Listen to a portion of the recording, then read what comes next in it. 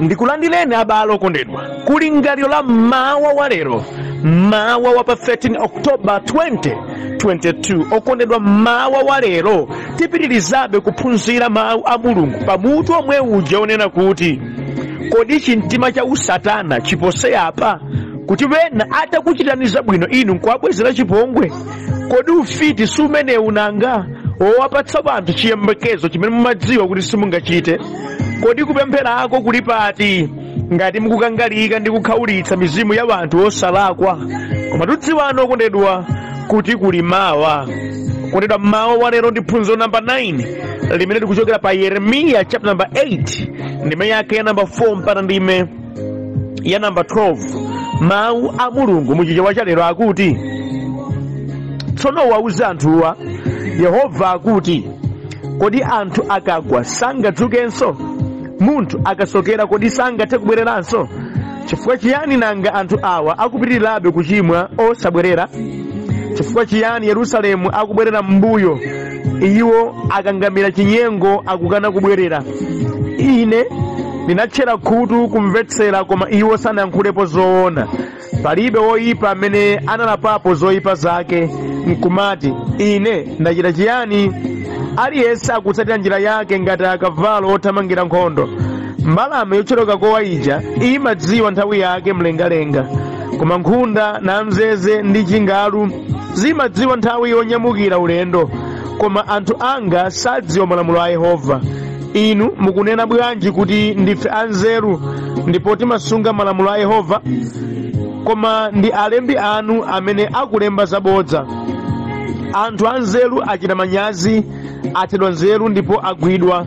Iwo anakana mawu a Yehova, nanga tsono nzeru zawo ziwapindulanji? N'chifukwa chake akazi wawo ndidzawapereka kwa amuna ena, ndipo minda yawo ndidzazipereka kwa amene adzawagonjetse.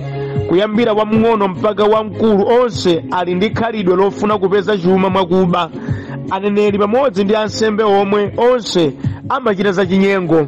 Iwo amapoletsa zilonda za anthu anga pamwamba chabe nkumati, mtendere, mtendere, pamene palibe mtendere. Kodi amachita manyazi akamachita zonyansazi? Ayi, alibe manyazi ndi pang'ono pomwe. Iwo sadziwa kugwetsa nkhope komwe. Choncho iwo adzagwera pakati pa anzawo amene agwa kale, adzagwa pansi tsiku limene ndidzawalanga, akutero Yehova. Okondedwa, mwa mawu a Mulungu amene tawerengawa titsogozedwa ndi kulingalira konena kuti moyo woyipa ndi wauchimo ukalowerera kukhudzika mtima, kugonja ndi kusintha zochita sikutheka. Ameni. Moyo wauchimo ukati walowerera, okondedwa, kukhudzika kwa mtima kuti ufike podziuza pena pake sindikuchita bwino, kugonja wena akakudzudzula, kusinthika utadziwa kuti ndimalowa kutchire tsopano ndafanira kwa bwino, sikutheka pakopa. Zimalira chisomo cha Ambuye basi. Ndi chifukwa chake okondedwa, alipo wanthu amene akhala kudzudzulidwa, akhala kulangizidwa, koma iwo ndi linya ali ga, palibe chimene chikusinthako, palibe chimene akuchita, moyo wawo dakali chimodzimodzi. Zimadabwitsa zimene mwati komani mauti ukambawa awawa akukumva chiyambire ndidakati kuyankhula izi, kulangiza apa, kuunikira apa, koma ayi ndithu pajatu mawu a Mulungu pena dayankhula nena kuti iwo amene aumitsabe khosi lawo atadzudzulidwa kwambiri adzasweka modzidzimutsa popanda omuthandiza. Ndiona nchifukwa chake Ambuye adayankhula chotero poona kuti zimatha kutheka okondedwa anthu kuwauza zinthu zambiri, kuwalangiza ndi kuwapatsa mawu owaunikira za moyo wabwino, koma ndi uchimo ukati walowerera, izizi zimakhala zovuta kuti zisinthike.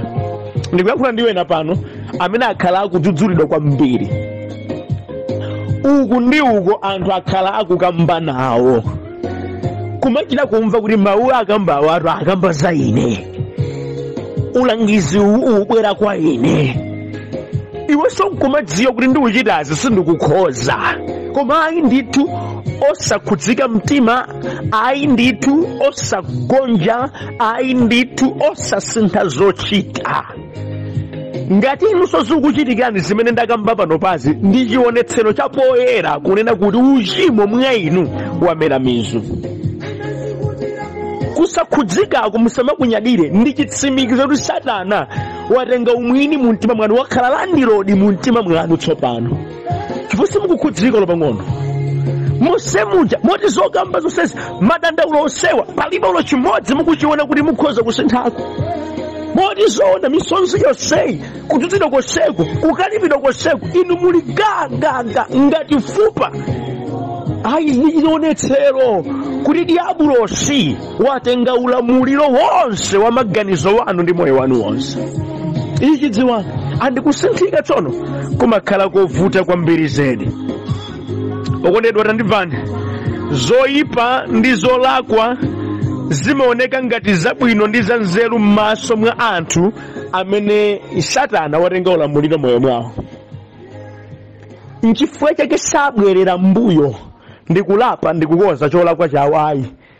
Iwowo zoyipazo, iwowo zauchimozo, iwowo zipongwezo zochitira anthuzo ndi zimene kumakhala kudya kwawo. Amagombera zimenezo. Kumbali amakayamikira, waona amene nakhaulitsira, waona akanama pagulu kumbali amakayamikirana, nde unayitatu koma amene wayibindira iwe ndiwe katakwe wanama bwino pamene pachi. Kodi kuna maso kulipo kwa bwino? Zinthu zimene zili zoyipa, zinthu zimene zili zonyasa, zinthu zosathandiza ndi zimene iwowo amabokera m'maso mwawo. Oterewa amaziona zimenezo ngati zabwino. N'chifukwa alibe chikumbumtima, sakhudzika. Okondedwa, ichi ndi chifukwa chake anthu amene akulakwitsa amadzibakira zedi nkumakometsa zopusa zimene akuchitazo pomati ndiye zabwino zedi. Zimadabwitsa wena akuzidzudzula ndi kumaloza ichi ncholakwika, ichi ncholakwika, apa sipali bwino, takonzani apa bwanji mudatere. Oyankha akuti ayi izi zizili bwino, tasilekani mene zikhalira. Uku ndiye kuyesetsa kwathu kumeneko. Mukhoza kuona kuti apa paziuchitika bwino. Iwe moti sokuona kuti chinthuchi ncholakwika, iwe ukayamikira ukabakira kuti nchabwino. Ndi chionetsero. Satana watenga ulamuliro wa mtima, watenga maganizo wawo, wadetsa maso wawo, akuona zoyipa ngati zabwino. Zinthu zimene zili zonyasa, zinthu zimene zili zopusa ndi zimene wakusibakira namati zimenezo ndi zabwino zedi. Iyi ndi ngozi yoopsa okondedwa. Akamachita izi tsono nkukhala kuti ndatsogolera dziko pali ngozi. Akamachita izi kukhala kuti ndatsogolera mpingo pali ngozi. Akamachita izi kukhala atsogoleri a midzi pali ngozi yoopsa. Chifukwa opserera pasipa amakhala mbiri. Nyengo zochuluka amachita zokomera okha basi. Pali ngozi yoopsa. Kuonongeka kwa dziko kuli muzimenezi, kuonongeka kwa mipingo kuli muzimenezi, kupasuka kwa midzi kuli muzimenezi. Mabungwe akamasokonekera nkhani yake imakhala imeneyi. Pamene njerekezi wotenga ulamuliro wa mitima okondedwa ndi ZDP, zabwino palibe, ndi tsoka la dzaonene. Okondedwa, oterewa kuonongeka kwawo sikukhala patali popeza matsoka sawaleka. Dziwani ndithu Mulungu sadzalekerera zimenezi, sidzatheka. Sikuti anthu akamatere nkumakwanitsa kumadocha wanthu kumachita zimenezizi muyembekeze kuti kumwamba kudzangokhumata basi upereka ulemu kuzimenezi, sikudzatheka. Kumwamba kudzalowerera ndithu, ndipo mvula ya matsoka simakata kwa anthu oterewa. Machima ndipweteka nchakuti wenanso apansi osalakwa apakavutika nawo mnyengo ngati yotere.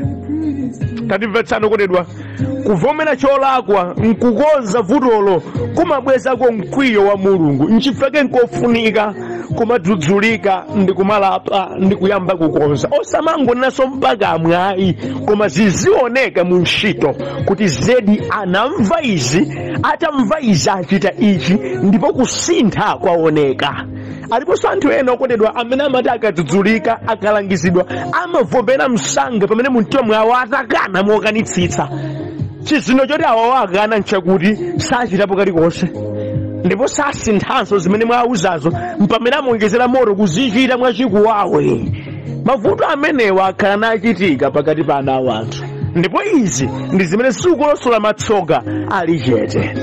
Mawu a Mulungu amene tawerengawa kudandaula kwa Mulungu. pa mtundu wake wa ana a Israeli amene adali akupitirizabe kuchimwa, ngakhale kuti mneneri Yeremiya adakhala awauza kwa nthawi yayitali zakuti abwerere achoke mu uchimo umene amachita. Adamuleka Ambuye kupembedza milungu ina, kuchita zachinyengo, kuba kwambiri zedi. Baibulo kuti kuyambira mwana mpaka na wamkulu onsewa anali ndi njala yolakalaka kupeza chuma mwakuba kwambiri zedi. Ngakhalenso ansembe, ngakhalenso aneneri adawajoyinanso nkumachita zimodzimodzi. Okutidwa adajoyinana anthuwa nkumangodzipezera wokha chuma, adajoyinana anthuwa nkumazunza wanthu. Malemba akuti mpaka nati kumafika pokhaulitsa mizimu ya anthu osalakwa, anthu akuzunzika, anthu akukhaula, iwowo zosawakhudza, nkumawapa kaphula, nkumawapa kamafuta pakamwa linadya ndi wena. Baibulo unena pa verse number 11 akuti iwo amapoletsa zilonda za anthu anga pamwamba chabe, nkumati mtendere mtendere pamene palibe mtendere. Kutenga advantage ya kusautsidwa kwa wanthu ndi kumangowapondereza anthu, kuwagwiritsa ntchito anthu ngati zibekete, anthu opanda pake, kumangowadyera nkumawazunza, nkumaonena mawu kuti limodzi okondedwa ati kuvutika limodzi abale wanga, koma yeti iwo akuyasama nkumadya zochuluka. Akuchita izi ndi anthu otchula dzina la Mulungu, akuchita izi ndi anthu amene tinayembekezera kuti athandiza. Chimenechi chidanyansa Yehova. Nyengo imeneyo Mulungu akudandaula kuti akuluakulu pamene mwadziwa kuti mwalakwitsa simungabwerere, mudzachita zimenezi mpaka na liti? Uzimu wanu uli kuti, umunthu wanu uli kuti? Kudandaula kwa Ambuye andi zimenezi abale wanga. Masiku athu ano zochitikanso kuti kukhudzika kwa wanthu kukhala kovuta pa zochitika za zinthu. Uzimu ukatayika ndi tsoka kwambiri zedi. Ndikukamba zikhulupirire, tandimvani, muzimenezi tiphunziramo zinthu zingapo. Choyambirira, uzimu ukatayika umunthu suoneka. Ameni. Pamene uzimu watayika umunthuso nawo suoneka. Munthu umasanduka ngati chimbalangondo. Kamundipetsa okondedwa, andi zimakupanga munthuwe kuti usamavomerenso chimene walakwitsa. Umayamba moyo walikanikani chifukwa choti chokutsutsa moyo wa uzimu palibe. Motambira amene mukuwaona masiku anowa amene kale anakhala ngati wanthu opereka chiyembekezo kwa wena, lero sakukwanitsanso zimenezo. Dziwani uzimu udatayika. Ndipo uzimu ukatayika musayembekeze kuti umunthu uonekanso. Ayi, uzimu ukatayika umunthu suoneka. Ichi dziwani. Alipo wena okondedwa amene mmayembekeza kuti awakhoza kuthandiza motere, awakhoza kuchita izi. Ngati uzimu mwa iwo mulibe, udatayika, umunthu wawonso mukhumudwa nawo kwambiri. Chimene chimadzalika mkati mwa moyo wawo iwo ndi kubakira za moyo wawo kuti ziziyenda motero. Fundo imene nthawi zambiri imakonda kumangira moyo wawo nkunena kuti kuvomera nkuchipa, nde amapeza benjira yonamira ngakhale kuti akudziwa kuti zinthu sizili bwino, iwo amene kuti zinthu zili bwino. Sakumva za anthu ena. Dziwani uzimu watayika, palibe chowatsutsa mu mtima. Ndipo tere wanda ambiri okondedwa amene savomera ngati alakwitsa. Ayi, chifukwa choti uzimu wawo watayika. Otere okondedwa machitidwe awo amakhala machitidwe ngati chinyamanyama, kapena kuti munthu wamisala amene sakuganiza bwino. Pena zimadabwitsa kuti anthu akuti amaganiza ali ndi ubongo, ndakwa ali ndi umunthu, kumatsutsa zinthu zoti zilipo kale. Ndi anthu okondedwa amene amakana kubwerera mbuyo kukakonza cholakwa chimene akudziwa chalakwika. Amakana kubwerera atadziwa kuti asokera. Amakana kulapa akudziwa kuti achimwa. Iwo amapitirizabe kumachita zimene ena akuwadandaula kuti sakuchita bwino. Iwo saona vuto pa vuto. Kamundimva okondedwa, saona vuto pa vuto. Ili ndi vuto koma iwo maso awo saona vuto. Ndi mmene adalira na Israeli nthawi imene Mulungu akudandaula kuti inu akuluakulu chikuvuta ni nchiyani mpati pamene simukuona kuti mukulakwa. Moti zoona inu mukumabakire kuti mwatayani ndine. Umunthu wanu uli kuti okondedwa uzimu kati watayika zimachitika ndi zimenezi. Saona vuto wanthu pa vuto. chimene chilivure wamamira ayi zizili bwino kungoti inu amene simutimvetsetsa. Aukambiranji zimenezi? Uzimu watayika, uzimu watayika. Okondedwa amadzitchula anzeru chonsecho, akuchita zinthu zopusa, amadzitchula vanthu abwino chonsecho, akuchita zinthu zosasamala, amadzitchula anthu achikondi chonsecho, akukhaulitsa vanthu, amadzitchula anthu opemphera chonsecho, adankaya kalekale chauta, ndipo za Mulungu sasamala, chinyengo chidakutira miyoyo yawo. Uzimu ukatayika, zimene zimaonekera. Okondedwa ndi tsoka lalikulu zedi kusiyana ndi Ambuye. Ndifeke pena malemba nanenetsa kuti kugwa m'manja mwa Yehova ndikopsa, kuopsa kwake kumene manena ndi kumeneko. Pamakhala chitchingo chakulapa. Tamvani Yehova mpaka na akuchita kunena mawu akuti inu mbalame zimadziwa kuti ndili mulengalenga pano, nafunika nditsike ndibwerere kuchisakanga. Koma inuyo anthu anga mpaka nakutaya malamulo anga ndikusankha kuti musabwererenso, ndikumapitirizabe kuchita zosemphana ndi ine. Pali nzeru kodi apa? Ndikuyankhula ndinu nonse abale amene kale mumapemphera, amene kale inuyo mudali ndi chiyembekezo choyima ndi Ambuye, lero mwabwerera m'mbuye ndipo simukufunanso kubwerera kwa Ambuye. Ndi tsoka lalikulu limenelo okondedwa. Uzimu wanu udatayika, ndipo palibenso njira ina imene zingakonzekere koposa kubwerera pamaso pa Ambuye. Ngati simulero mukumana ndi tsoka. Kuyankhula ndi wena pano amene kale adali anthu abwino, ndipo adapereka chiyembekezo kwa anthu ochuluka. Lero lino uzimu udatayikira anthu, adaphunzira mayankhulidwe opinda chichewa. Iwo akumati ajaira nda nzeru. Ndili ndi uthenga mawu lero, si nzeru sikujaira, koma ndikutayika kwa moyo wa uzimu. Sizili bwino. Wakuthawani mzimu wa Ambuye, sizili bwino. Simungamanene kuti izizi zimatere kale, zimafuna kuti zizire mwatsono nawo kuti tendetse bwino izizi apa tipange izi. Izizi masiku atu kale ndi zimatere kwa mano ndi makono ndi nthawi ina ino inafoti zipanga zotere. Mzango khala ndale zamalankhulidwe izizi, koma no chuchuchu wake ngonena kuti mzimu woyera wakuthawani, uzimu wanu watayika. Ndi chifukwa simukuona vuto pa vuto. Ndengani limene ndengani ili pano. Chachiwiri ndi chapata okondedwa.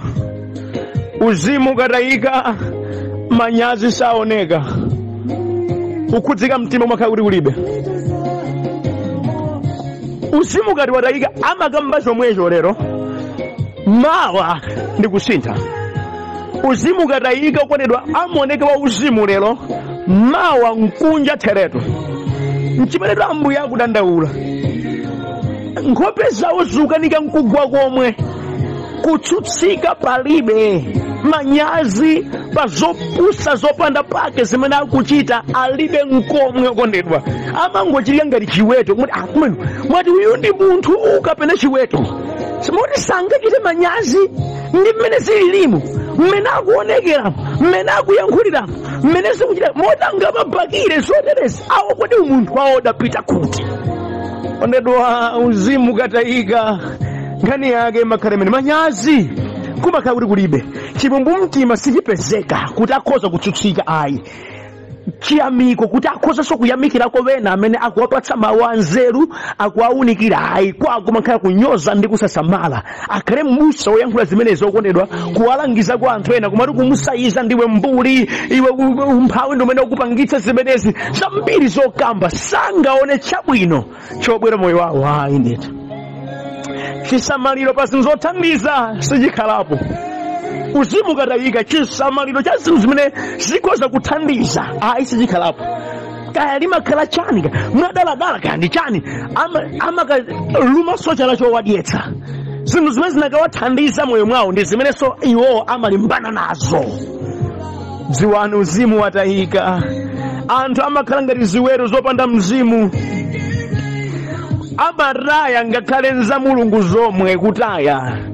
Kumakira kuti izi timati tingodziwitsana siza Mulungu ulizi. Izi ndi za dziko izi ndeno tisekeponso mavesi pamene papa. Omwe ajawa ankapemphera naenda makachisawa. Omwe ajawa ankafuna kupembereredwa achawo lero lino okondedwa akukana ndi za mulungu zomwe pali Yesu apa. Chavuta nchiyani? Yankho kuti uzimu watayika. Uzimu ukati watayika, munthu umambokhala mdani wa chilungamo. Zimene kale umalakalaka kuti ukhoza kuzichita lero linonso sungazichite. Zimene kale umaziona ngati zoyipa lero nde umaziyamikira nkumazibokera lero. Chachitika nchiyani kuti pakhale kusanthika kotero? Uzimu watayika. Watayika okondedwa. Nyerekezi watseka maso sakuonanso. Chilungamo chathawa. Iyi ndi tsoka kwambiri zedi. Ndikuyankhula ndi wena pano amene ankalalikira za chilungamo, ankatsutsa za uchimo, anali oyankhulira wanthu osowa. Iwo anali wanthu amene umzimu ndi umunthu adali nawo. Koma lero ole okondedwa, lero ndikukambatuza lero udatayika uzimu. Ndi omwewo amene akuchita zimene kale ankazitsutsa. Kale anali cholilira cha anthu osowa. Leloli ndi amene akuthira tsabola m'maso mwa anthu osowawo. Uzimu watayika. Uzimu kati watayika okondedwa susamalira zinthu zothandiza. Ndikuyankhula ndi wena pano amene zimene ankazikonda kale zinkamangirira moyo wawo, zimene zinkapereka tanthauzo lozama la moyo wawo pa nkhani yolumikizana ndi chauta, lero adazitayiratu. Ndipo chikumbumtima chawo sichikuwatsutsa ngakhale pang'ono kuti akhoza kubwerera m'manja mwa Ambuye. Ayi. Ndetamvana okondedwa chachitatu ndichi. Umoyo wachisawawa sudzapita usadaone mazangazime. Ichi ndiye chidziwike. Umoyo wachisawawa sudzapita usadaone mazangazime. Sikudzatheka. Tamvani kuyankhula kwa Ambuye akunena kuti adzalanga pa verse number 10 akuti n'chifukwa chake akazi awo ndidzawapereka kwa amuna ena, ndipo minda yawo ndidzayipereka kwa amene adzawagonjetse. Kuyambira wang'ono mpaka wamkulu onsewa ali ndi khalidwe lofuna kupeza chuma mwakuba. Popeza akuchita choyipa chimenechi, ine ndidzalanga.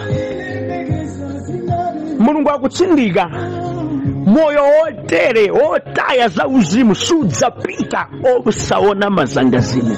Ayi. Moti kwa wonse amene akuchita zimene ndikuyamba pano pasi, zilipo zotsatira ndiponso zili patali, ndiponso zilephereka zimene adzakumana nazo. Kamundimva kaya adzakumana nazo ndithu. Pa verse number 12 akuti kodi amachita manyazi akamachita zonyansazi? Ayi, alibe manyazi ndi pang'ono pomwe. Iwo sadziwa nkugwetsa nkhope komwe. Choncho iwo adzagwera pakati pa anzawo amene agwa kale. Adzagwa pansi tsiku limene ndidzawalanga, akutero Yehova.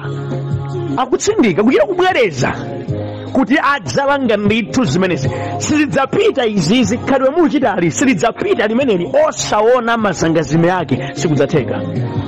Sikudzatheka. Chilango cha machitidwe otere chilipo ndithu, ndipo ndibwereze kunena sichilephereka. Zowawa zidzawabwerera, zimene amabokera zidzawachokera. Kuyipa kwawo kudzaonekera poyera, zimene akhala akubisa ndi kumabakira zidzakhala poyera. Anthu adzadziwa zimenezizi, ndipo kuyipa kwawo kudzaonekera. Anthu adzazindikira kuti akuluakulu awa anali anthu oyipa kwambiri. Zidzadziwika. Ndikamba zikhulupirireni. Alipo wena pano angovala angobisa ndipo akuyenda muzimenezo ndipo sakumva za wina aliyense. Ena akuwalemekeza muzimenezo. Mulungu sachita nawo mwanjira imeneyo. Iyeyo nthawi yake ikakwana, popeza akukana kulapa, zidzaonekera poyera. Ndikambasi khulupirireni. Adzafikiranji Yehova pochita zimenezizi? Kanthu kena kamene nkodzidzimutsa nkuti chisawawachi chikupitirira popeza iwo amene Yehova adawayikanso kuti akhoza kukhala cholankhuliramo chake ajoyinaso zimenezi. Ine ndimadabwa ndi anthu amene amachita sapoti zinthu zimene nzolakwika, koma yeti iwo akudzitchula kuti amapemphera. Kaya pali ubale wanji pakati pa ndalama ndi kupha uzimu sindidziwa. kapa ubale wanji pakati pa ulemerero ndi kutaya cha uzimu sinditsata. Ambiri vanthu amene adayikidwa ndi Ambuye kuti akhoza kuima ndi kuyankhula choonadi pamaso pa vanthu, akangoti nawo swayamba kupanga sapoti zoyipazo kusinthika makhala kovuta. Baibulo ikuti Mulungu akudandaula akuti ngakhale aneneri pamodzi ndi ansembe omwe onse amachita zachinyengo. Tizavuta zinthu kuthandiza oyipa kale malomo owalangiza. Ndiyankhule nanu nonse amene muli ma position oyenerera kuthandiza vanthu amene anafunira kulandira mawu achilungamo. Perekani mawu achilungamo. Kaya akhoza kudani bora mupereke mawu achilungamo. Zimveke kalowa kayaza. Kusiyana nkuti mukometse zinthu zimene munafunika mudaunikira kuti zikhoza kuyenda bwino. Atumiki anzanga a Mulungu, yankhulani choonadi pena paliponse chokhudza dziko, chokhudza miyoyo ya uzimu. Pakena kali kusa inde ena sakukondani koma Yehova akondwera nafe. Musakhale amantha, musakhale amanyazi, chilungamo chanu chikhale chozikizira. Yenderani padepade matisatsuka nokondedwa. Tikambe choona mnyengo ina iliyonse ndizofunika. Tisadziphatikizenso kuzachinyengo kulibe. Ayi chifukwa nthawi imene opemphera amene ndikuunika kwa dziko lapansi, amene ndiye mchere wa dziko lapansi, nawonso asukuluka nawo ku chinyengo cha dziko, nawonso asukuluka nawo pa machitidwe oyipa okondedwa moyo wake umakhala wachimpwirikiti. Ndiye Mulungu akuti adzalangawo. Ndikulandauleni nonse amene ndi akhristu amene mmamva uthenga wotere, imani mchilungamo cha Yehova mumbali yanu pena paliponse. Zimene zinizofunika. Timebe ndi Ambuye pakatikati pa chisawawa. Timebe ndi Ambuye kukambabe chimene Yehova akufunira kambiri ku dziko lapansi. Ndikukhala mchilungamo chake cha zimenezo sithandiza. Ameni. Koma tamvani Yehova akudandaula kuti mdziko omwe muli kuba wamkulu nkana mwana. Nthawi imene amaba kwambiri kufuna kupeza chuma mwa njira ya kuba, ndekutinso aneneri ndi ansembe anali momwemo kuchita zinyengo zambiri, ndekuti aneneri ndi ansembeso anali momwemo kuzunza wanthu osalako kuwakhaulitsa, kumangopoletsa mabala wawo pamwamba chabe, akudziwa kuti anthuwa mabala wawo kuola mkati. Ansembe ndi aneneri anali momwemo kumalonjeza mtendere pamene palibe mtendere. Ansembe ndi aneneri anali momwemo. Ayankhulire kuti chautayo tsono ngati iwo amene ndi pakamwa pakenso akuchita zimenezi. Kuti ndikudandauleni okondedwa, tisaitane matsoka a Yehova.